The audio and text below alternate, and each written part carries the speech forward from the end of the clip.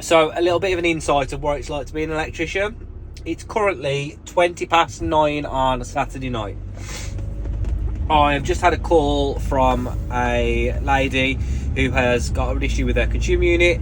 She has got an intermittent power fault where the power keeps going on and off, but she also has what she's described as a fishy burning smell. Now, anybody that is an electrician will know that fishy burning smell is generally a loose connection, a cable, or a piece of plastic somewhere that is starting to melt or burn. So we are 40 minutes away from the property. We're going to head over, have a look what's going on, and I will try and update you shortly. Right, so we've just arrived at the customer's property. Power is on at the moment. We are going to pull the front cover off, have a look, see what's going on inside the board. I've already undone the screws so we can have a look. But what I have noticed is as soon as you move the main switch, it's now not doing it, you get a little bit of an arc from it. So what we're going to do, and we're off. So already you can see that there's a bit of a burning smell, and we have a bit of an issue going on at the back of here of an arcing. So a little disco. We will cut the main fuse, pull it out. I know we're not meant to, but we're going to have to pull the main fuse because there's no isolator in place here for this property. So we're off again. We'll pull the main fuse out, and we will see what we can do to try and fix it whilst we're on site for them. So we've pulled the main switch out, and as you can see at the back of the buzz bar here, where the main switch has been burning, it's actually started to melt the buzz bar. There was an RCBO here, so what we're going to do is we've removed that RCBO, we've doubled up on the lighting circuit for now.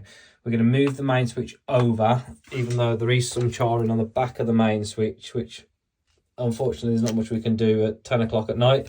So what we'll do is we're going to put that main switch back in here into a much tighter connection, re-terminate the tiles so they're all nice and tight in there, and we're going to come back on Monday and get this board swapped over for the customer.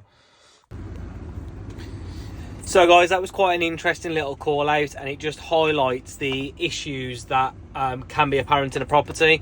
The customer's lived in that property for 20 years, never had a problem with the electrics. I've got a problem with my electrics in my van. There we go.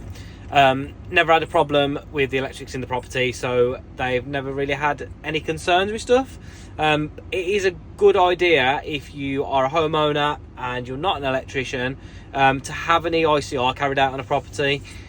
We will pick up on these sort of things: loose connections, thermal damage of the board. Some guys will do thermographic imaging as well, so where they do a thermal image of the board to show any hot spots. We used to, but I am waiting for Hick Micro to sort me out with some new thermal imaging cameras that clip into the iPads. Excuse me. Part of what we do with the council is EICRs. So we've got a contract with like 2,000 EICRs on there. We want to add thermographic imaging to those reports as well. So Hick Micro are meant to be sorting us out with some of their thermal cameras, but that's the sort of thing that will pick up those sort of things where there's hot spots.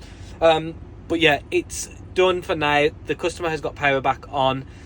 Yes, it's probably not the right way of going about it. Yes, the main switch has still got thermal damage on it, but I can't leave the customer without power for 2 days. We've explained to them to keep an eye on it, to reduce the amount of load that's on the property. So don't use the shower, don't use the oven, just basically use it for lighting and small power for now. Keep an eye on it, and just make sure that there's no signs of any smoke or anything like that coming from it in the next day or so. Nigel will be coming over here on Monday to swap the board out, and hopefully get everything all back up and running for the customer.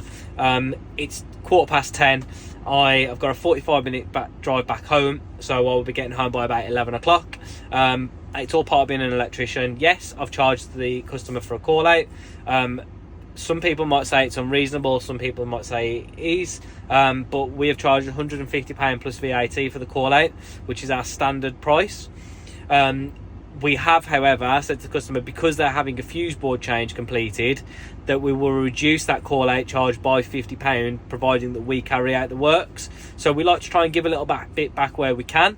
They'll have a full fuse box SPD board, RCBOs, all labelled up, all tested. Everything will be happy, hunky-dory.